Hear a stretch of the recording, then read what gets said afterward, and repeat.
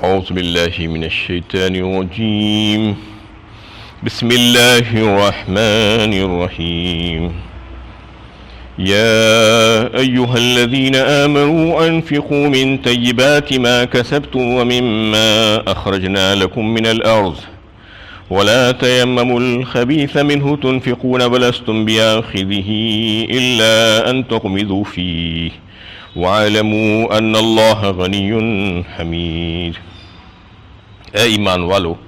اپنی کمائی میں سے اچھی اور پاکیزہ چیزیں خرچ کرو، اور ان چیزوں میں سے خرچ کرو جو زمین سے ہم نے تمہارے لیے نکالی ہے، اور بری اور ناپاک چیزیں خرچ کرنے کا ہرگز ارادہ نہ کرو کہ اگر وہی چیز تمہیں دی جائے تو تم کبھی نہ لوگے لائے کہ اغماس برت جاؤ، اور اچھی طرح جان لو کہ اللہ بے نیاز اور تعریفوں کا مستحق ہے۔ یہ سورہ بقرہ کی 267 نمبر کی آیت ہے۔ اس سے پہلے سے تقریباً ایک رکوع سے یہ بات چل رہی تھی کہ انفاق فی سبیل اللہ کے فضائل کیا ہیں، اور اس کا بے حد و حساب اجر و ثواب اللہ تعالیٰ کس طریقے سے عطا فرمائیں گے، اور اس کی شرائط کیا ہے کہ یہ صدقات اللہ کی بارگاہ میں قبول ہونے کی کون سی ایسی باتیں ہیں جس کی وجہ سے وہ مقبول ہو جائیں گی، اور کون سے ایسے کام ہیں جس کی وجہ سے وہ مردود اور نامقبول ہو جائیں گے اللہ کی بارگاہ میں وہ صدقات۔ اس سلسلے میں یہاں پر بھی اس آیت میں ایمان والوں سے خطاب کرتے ہوئے اللہ تعالیٰ فرما رہے ہیں کہ اے ایمان والو، تم اللہ کی راہ میں جب خرچ کرو تو اچھی اور پاکیزہ چیزیں خرچ کرو، عمدہ چیزیں خرچ کرو۔ اس کا مطلب یہ ہے کہ دو چیزیں ہونی چاہیے عمدہ مطلب، ایک تو وہ کہ وہ پاک اور حلال ہو، اور دوسری یہ کہ وہ اچھی ہو، اچھی کوالٹی کی ہو، بہترین ہو۔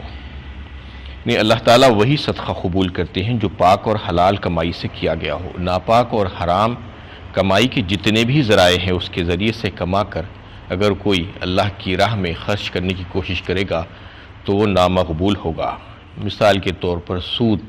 سودی کاروبار کے ذریعے سے، جوئے کے کاروبار کے ذریعے سے، شراب کے کاروبار کے ذریعے سے، یا بے حیائی کے فروغ کے سلسلے میں جتنے بھی کام ہوتے ہیں، فلمیں بنانا، سیریلز بنانا، یا اس قسم کے میگزینس یا اخبارات یا گانے بجانے کے کام کاج جتنے بھی ہیں، وہ ساری کے ساری یا چوری اور غبن، لوگوں کا مال لوٹ کر جو بھی حرام مال کمائے گا اور اس کے ذریعے سے اللہ تعالیٰ کو چاہے کتنی بڑی مقدار میں صدقہ کرنے کی کوشش کرے گا تو وہ ہرگز مقبول نہیں ہوگا، کیونکہ اللہ تعالیٰ پاک اور حلال ہی قبول کریں گے۔ دوسری چیز، اس آیت کی شان نزول میں یہ بات بھی بتائی گئی تھی کہ لوگ اللہ کی راہ میں خرچ کرنے کے لیے ایسی ویسی چیزیں لا لے رہے تھے، تو ان کو متنبہ کیا گیا کہ اللہ کے راہ میں خرچ کرنے کے لیے تم کو اچھی چیزیں دینا چاہیے، بہترین چیزیں دینا چاہیے، نکمی بیکار فضول چیزیں نہیں، جو بیکار پڑی ہوئی ہیں وہ لا کر اللہ کی راہ میں خرچ کر دینا، ایسا نہیں کرنا، بلکہ جو اچھی اور عمدہ چیز ہے اس کو دینا۔ ہاں، اس کے خرچ کرنے کے بعد جو دوسری چیزیں بھی تمہارے پاس رکھی ہوئی ہے، جیسا کہ مثال کے طور پر کہ کھانے پینے کی اشیاء بعض وقت گھر میں بچ جاتی ہے، وہ بھی راہ اللہ میں خرچ کی جا سکتی ہے، ایسا نہیں کہ اس کو پھینکنا ہے، لیکن پہلے اللہ کی راہ میں جب دینے کا ارادہ ہو تو اچھا پکنے کے بعد بہترین اللہ کی راہ میں دے دینا چاہیے،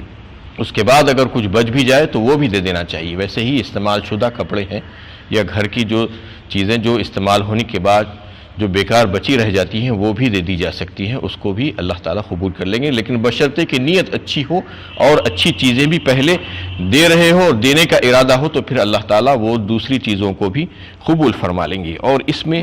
زمین کی پیداوار کا تذکرہ آیا ہے کہ جو زمین سے ہم نے تمہارے لیے نکالی ہے، کہا اس کا مطلب یہ ہے کہ جو زمین سے جو پیداوار نکلتی ہے اس پہ جو ہے زکوٰۃ لازمی ہے۔ وَآتُوا حَقَّهُ يَوْمَ حَصَادِهِ فرمایا سورہ انعام 8ویں پارے میں اللہ تعالیٰ نے، جس دن وہ کاٹی جائے گی کاشتکاری اسی دن تم کو ادا کر دینا ہوگا، اور اس کی مقدار جو ہوگی عشر ہے، 10% دینی ہوگی۔ تو زمین کی چاہے پیداوار تھوڑی ہو یا زیادہ ہو، اس میں سے فوراً نکال دینا پڑتا ہے۔ تو اس کو اللہ تعالیٰ نے یہاں پر تذکرہ کر کے یہ بتانا چاہا کہ نہ صرف زمین کی پیداوار بلکہ دیگر جو ہے جو زکوٰۃ کے متعلق جو تمہارے اموال ہیں، جس صاحب نصاب ہونے کی صورت میں اس پر جب 1 سال گزر جائے گا تو اس پر پیسے بھی جو ہے تم کو زکوٰۃ ادا کرنی ہوگی۔ وَلَا تَيَمَّمُوا الْخَبِيثَ مِنْهُ تُنْفِقُونَ وَلَسْتُمْ بِآخِذِهِ إِلَّا أَن تُغْمِضُوا فِيهِ۔ اور پھر یہ بات واضح کر دی گئی کہ تم خبیث اور نکمی اور بیکار اور ناکارہ چیز اللہ کی راہ میں مت خرچ کرو، کیونکہ اگر ایسی ہی چیزیں اگر تم کو دی جائے تو تم کیا کرو گے؟ اس کا اپنے اوپر لے کر سوچو کہ اگر تم کو کوئی اگر بیکار چیزیں دینا شروع کر دیں گے تو تم کیسا اس سے جو ہے یعنی بازو ہٹ جاؤ گے، اس کو لینا پسند نہیں کرو گے۔ وَاعْلَمُوا أَنَّ اللَّهَ غَنِيٌّ حَمِيدٌ، اور جان رکھو کہ اللہ تعالیٰ تو جو ہے بے نیاز ہے اور بڑی ہی جو ہے صفتوں والا ہے اور بڑی ہی تعریفوں والا ہے، اور اس کو تم ایسی چیزیں کیسے دے سکتے ہو؟ الشیطان یعدکم الفخر ویأمرکم بالفحشاء واللہ یعدکم مغفرۃ منہ وفضلا واللہ واسع علیم۔ شیطان تمہیں مفلسی سے ڈراتا ہے اور بے حیائی کے کاموں کی ترغیب دیتا ہے، مگر اللہ اپنی طرف سے مغفرت اور فضل کا وعدہ کرتا ہے۔ اللہ بڑی وسعت والا اور بڑے علم والا ہے۔ اور ایک بات اس آیت میں یہ بتائی گئی ہے کہ جب کبھی تم اللہ کی راہ میں خرچ کرنے کی کوشش کرتے ہو تو اس وقت شیطان آڑے آتا ہے اور آ کر تمہیں یہ بہلا پھسلا کر یہ کوشش کرتا ہے کہ تم یہ خرچ کرو گے تو محتاج ہو جاؤ گے، مفلس ہو جاؤ گے، سارے کا سارا مال خرچ ہو جائے گا،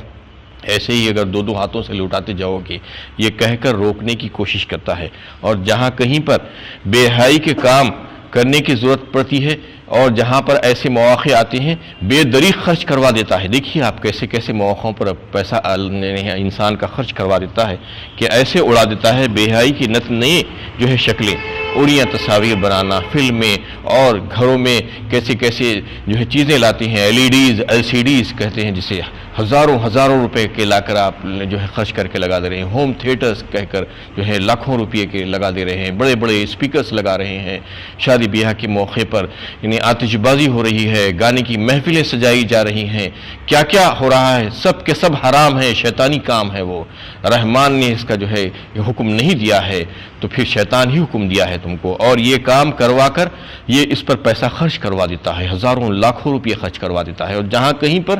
اللہ کی راہ میں خرچ کرنے کی جب بات آتی ہے تو وہاں پر مفلسی کا خطرہ دل میں ڈالتا ہے۔ آپ کو یہ سمجھ لینا چاہیے کہ جہاں کہیں پر جو ہے ایسی بات دل میں آ رہی ہے کہ میں خرچ کروں گا تو ختم ہو جائے گا، کم ہو جائے گا، میں محتاج ہو جاؤں گا، تو سمجھ لینا چاہیے کہ شیطانی وسوسہ ہے، کیونکہ اللہ کی راہ میں جب کوئی خرچ کرتا ہے تو کم کبھی بھی نہیں ہوتا۔ یمحق اللہ الربا ویربی الصدقات، فرمایا اللہ تعالیٰ نے، سود کو مٹاتے ہیں اور جو ہے صدقات کو بڑھاتے ہیں اللہ تعالیٰ۔ صدقات بظاہر ایسا دکھتا ہے کہ کم ہو رہا ہے لیکن کم نہیں ہوتا ہے، اس کو اللہ تعالیٰ مزید ترقی اور برکت دیتے ہیں۔ اور جہاں کہیں پر آپ کے دل میں یہ خیال آنا شروع ہو جائے کہ میں اگر یہ اللہ کی راہ میں صدقہ کروں گا تو اس میں مزید برکت ہوگی، بڑھوتری ہوگی، ترقی ہوگی، اور اللہ تعالیٰ میرے گناہ اس سے معاف فرما دیں گے، مجھ سے راضی اور خوش ہو جائیں گے، تو سمجھ لینا چاہیے کہ یہ اللہ کا وعدہ ہے، اللہ تعالیٰ کا وعدہ ہے ان اہل ایمان سے جو اللہ کی راہ میں خرچ کرتے ہیں، تو ان سے جو ان کے اوپر اللہ تعالیٰ فضل فرما دیتے ہیں اور ان کی رزق میں کشادگی عطا فرما دیتے ہیں۔ واللہ واسع علیم، اللہ تعالیٰ تو بہت ہی وسعت والے ہیں اور سب کچھ جاننے والے ہیں کہ تم اپنے مال کو کس نیت سے اور کہاں پر خرچ کرتے ہو۔ اگر تم اچھی طریقے سے اللہ کی راہ میں اگر خرچ کرو گے تو اللہ تعالیٰ اس کو بہت بڑا چڑھا کر تم کو عطا فرما دیں گے۔ یؤتی الحکمت من یشاء ومن یؤت الحکمت فقد اوتی خیرا کثیرا وما یذکر الا اولو الالباب، وہ جسے چاہتا ہے حکمت سے نوازتا ہے، اور جسے حکمت ملی اسے بڑی دولت مل گئی، مگر نصیحت وہی لوگ قبول کرتے ہیں جو عقل مند ہے۔ اس میں ایک لفظ آیا حکمت کا، اور فرمایا گیا ہے کہ اللہ تعالیٰ جسے چاہتے ہیں حکمت عطا فرماتے ہیں، اور جس کو حکمت عطا فرما دے تو سمجھ لینا چاہیے کہ سب سے بڑی دولت اس کو مل گئی۔ خیر کثیر کا لفظ یہاں پر آیا ہے۔ حکمت کسے کہتے ہیں؟ حکمت کہتے ہیں دانائی کو، گہرائی سے باتوں کو سوچنے کو، گہرائی اور جو ہے تہ کی باتیں اور گن کی باتیں جو کہتے ہیں، اور جو ہے اصل حکمت تو اسے کہتے ہیں کہ اللہ سے ڈرنے والا، جو سب سے زیادہ اللہ سے ڈرنے والا ہے وہ حکمت ہے۔ اور جو ہے کسی شے کو اس کو اپنے صحیح مقام پر رکھنا، یہ حکمت ہے۔ کسی بھی شے کو اس کے صحیح مقام پر رکھنا، بصیرت یہ حکمت ہے، قول صادق یہ حکمت ہے، عقل سلیم یہ حکمت ہے، اور صحیح عقل، فہم، سمجھ بوجھ یہ حکمت ہے۔ اللہ کے نبی صلی اللہ علیہ وسلم کو اللہ تعالیٰ نے حکمت عطا فرمائی تھی، اپنے نبیوں کو اللہ تعالیٰ نے حکمت عطا فرمائی، آتاہ اللہ الملک والحکمہ فرمایا حضرت داؤد علیہ السلام کے بارے میں اللہ تعالیٰ نے کہ ان کو ہم نے ملک، بادشاہت اور حکمت عطا فرمائی تھی۔ اس طریقے سے نبی صلی اللہ علیہ وسلم کے تعلق سے آپ صلی اللہ علیہ وسلم کے فرائض منصبی میں جس کا تذکرہ بار بار آتا ہے، اس میں یہ بھی آتا ہے کہ آپ حکمت کی تعلیم دیتے ہیں۔ لقد من اللہ علی المؤمنین اذ بعث فیہم رسولا من انفسہم یتلو علیہم آیاتہ ویزکیہم ویعلمہم الکتاب والحکمہ، فرمایا گیا کتاب کی تعلیم اور حکمت کی تعلیم دیتے ہیں۔ حکمت کیا ہے؟ آپ صلی اللہ علیہ وسلم کے سارے کے سارے ارشادات جس کو احادیث کہا جاتا ہے وہ سب کے سب حکمت سے پر ہیں۔ جتنے بھی ارشادات آپ صلی اللہ علیہ وسلم کرتے تھے وہ سب کے سب حکمت ہی سے پر ہوتے تھے، اس کو حکمت ہی کہا جاتا تھا۔ تو اس طریقے سے اللہ تعالیٰ اس میں فرما رہے ہیں جس کو حکمت مل گئی اس کو خیر و کثیر مل گیا، یعنی جس کو فہم اور سمجھ بوجھ اور سمجھداری اور دانائی حاصل ہو گئی تو اس کو سمجھ لیے کہ اس کو بہترین دولت دنیا کی مل گئی، اور اس سے نصیحت وہی حاصل کرتے ہیں جو عقل والے ہیں۔ وما یذکر الا اولو الالباب، لب کی جمع ہے الباب، الباب اسی کہتے ہیں کہ بدھی والے، عقل والے، جس کو جو ہے دماغ ہے اور بھیجا ہے وہ اس حکمت کو سمجھ سکتا ہے، وہ نصیحت کو حاصل کر سکتا ہے۔ شیطان اور اس کے چیلے اور اس کے مرید تو یہ چاہتے ہیں کہ لوگ دنیا میں صرف مال اور دولت کمانے میں لگے رہیں اور اس کو سینس کر رکھتے رہیں، گن کر رکھتے رہیں، اس کا کوئی دنیا میں اللہ تعالیٰ کے دیگر بندوں پر استعمال نہ کریں۔ یہ شیطان کی خواہش ہوتی ہے۔ لیکن جو اللہ تعالیٰ کے بندے ہوتے ہیں، جن کو اللہ تعالیٰ حکمت سے نواز دیتے ہیں، ان کا کام یہ ہوتا ہے کہ وہ یہ ایسی چیزوں کو بیوقوفی سمجھتے ہیں، اور ان کی بصیرت جو ہوتی ہے تو وہ دنیا کو دیکھتے ہوئے اپنی آخرت کی زندگی کی کمانے کی کوشش کرتے ہیں اسی دنیا میں۔ تو اس میں وہ یہ سمجھتے ہیں کہ میرا ایمان اس بات پر ہے کہ میرے مقدرات جو ہیں وہ ٹل نہیں سکتے، جو کچھ بھی مجھے ملنا ہے مل کر رہے گا۔ اس کے لیے جتنے اسباب اختیار کرنے ہیں وہ اسباب اختیار کر لیتے ہیں، اور جو اللہ تعالیٰ ان کو عطا فرماتے ہیں اس میں سے اوسط درجے سے، اوسط طریقے سے اپنی ذات پر اور اپنے اہل و عیال پر بھی خرچ کرتے ہیں،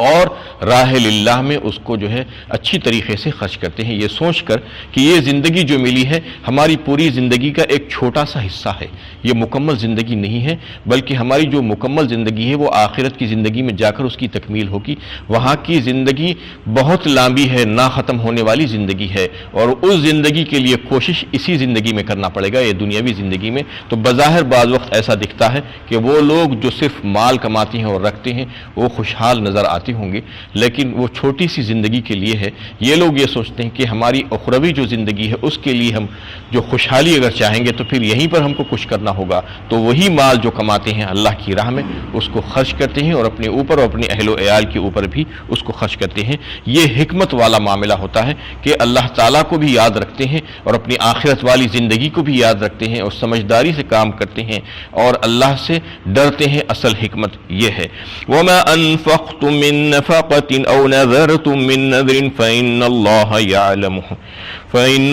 يَعْلَمُهُ وَمَا لِلظَّالِمِينَ مِنْ أَنصَارٍ۔ تم نے جو کچھ بھی خرچ کیا ہو اور جو نذر بھی مانی ہو اللہ اس کو جانتا ہے، اور ظالموں کا کوئی مددگار نہ ہوگا۔ اس میں پھر سے اللہ تعالیٰ یہ بتا رہے ہیں کہ جو کچھ بھی مال تم نے خرچ کیا اور جو بھی نذر تم نے مانی اس کو اللہ تعالیٰ جانتے ہیں۔ مطلب یہ ہے کہ خرچ چاہے تم اللہ تعالیٰ کے بتائے ہوئے طریقے سے کیے ہو یا اللہ تعالیٰ کے بتائے ہوئے طریقے کے خلاف کیے ہو، جیسا کہ اس سے پہلے کے رکوع میں ساری تفصیل گزر چکی ہے کہ کون سی وہ شرائط ہیں جس کی وجہ سے تمہارے مال اللہ تعالیٰ کی بارگاہ میں مقبول ہو جاتے ہیں، اور کون سی ایسی چیزیں ہیں جس کی وجہ سے مردود اور نامقبول ہو جاتے ہیں۔ وہ سب طریقے تم جو بھی اپناؤ گے اللہ تعالیٰ اس کو جانتے ہیں۔ اور ایک لفظ یہاں پر نظر کا آیا ہے۔ نظر اس لیے آتا ہے کہ نظر کہتے ہیں منت ماننے کو، یہ کہ آدمی یہ عہد کرے کہ اگر میری فلاں چیز ہو جائے، مجھے مل جائے، یا میرا فلاں کام ہو جائے، یہ مراد پوری ہو جائے تو میں یہ عبادت کروں گا یا اتنا صدقہ دوں گا۔ یہ وہ چیز ہوتی ہے جو اللہ تعالیٰ نے اس کے اوپر فرض یا واجب نہیں کیا ہے، لیکن اس نے اللہ تعالیٰ سے یہ عہد کر لیا ہوتا ہے کہ میرے یہ کام ہو جانے کے بعد، میری یہ فلاں مراد پوری ہو جانے کے بعد میں یہ کام کروں گا یا اللہ، یہ کہہ کر جو ہے ایک وعدہ کر لیتا ہے۔ تو یہ صرف اور صرف اللہ ہی سے کیا جا سکتا ہے، اللہ کے غیروں سے نہیں کیا جا سکتا۔ یہ بات اچھی طریقے سے سمجھ لینا چاہیے کہ نظر کوئی اگر مان رہا ہے، منت جو مانگنا جسے کہتے ہیں، وہ ایک عبادت ہے، عبادت اللہ ہی کی ہو سکتی ہے، اللہ کے غیروں سے نہیں ہو سکتی۔ کوئی اگر اللہ کے غیروں سے کر رہا ہے تو وہ معصیت ہے، گناہ ہے، اور اگر اس کو پورا کرے گا تو پھر اس کو ثواب کے بجائے گناہ ملنے والا ہے۔ اور اگر کوئی جائز اور اچھی چیز کی جو ہے اگر منت مانتا ہے اللہ تعالیٰ سے کہ میرا فلاں یہ صحیح اور جائز کام اگر پورا ہو جائے گا تو میں آپ کو یہ جو ہے اللہ کی راہ میں خرچ کروں گا، یہ اللہ تعالیٰ سے مانگتا ہے اور پھر اس کو پورا بھی کرتا ہے، تو پھر اس کا مطلب یہ ہے کہ وہ اللہ تعالیٰ کی اطاعت کر رہا ہے اور اللہ تعالیٰ اس کو اجر و ثواب عطا فرمائیں گے۔ منت چاہے کوئی ہو اللہ کے علاوہ، چاہے نبی ہو، چاہے ولی ہو، چاہے پیر ہو، چاہے فقیر ہو، کسی کی بھی نہیں مانی جا سکتی۔ کسی سے بھی اگر نظر مان رہے ہیں، منت مانگ رہے ہیں، تو سمجھ لینا چاہیے کہ یہ گناہ ہے، معصیت ہے اور یہ حرام ہے اور ناجائز ہے۔ کوئی اگر ایسا کام کر رہا ہے تو یہ شیطانی کام ہے، اور ایسا کرنے والوں کا کوئی مددگار نہیں ہوگا اللہ کے پاس۔ اللہ تعالیٰ اسی آیت میں فرما رہے ہیں وَمَا لِلظَّالِمِينَ مِنْ أَنصَارٍ۔ ظالم کہاں ہے ایسے لوگوں کو جو ظلم کرتے ہیں، جو اللہ کے بتائے ہوئے طریقے سے ہٹ کر جو دوسرے کام کرتے ہیں، اپنے مالوں کو خرچ کرتے ہیں اللہ کے بتائے ہوئے طریقوں کے خلاف، اور نظر مانتے ہیں غیروں کی اللہ کے علاوہ، تو پھر ایسے ظالموں کا کوئی مددگار نہیں ہوگا جو اللہ تعالیٰ کے پاس ان کی کسی قسم کی کوئی مدد کر سکے۔ وآخر دعوانا الحمدللہ رب العالمین۔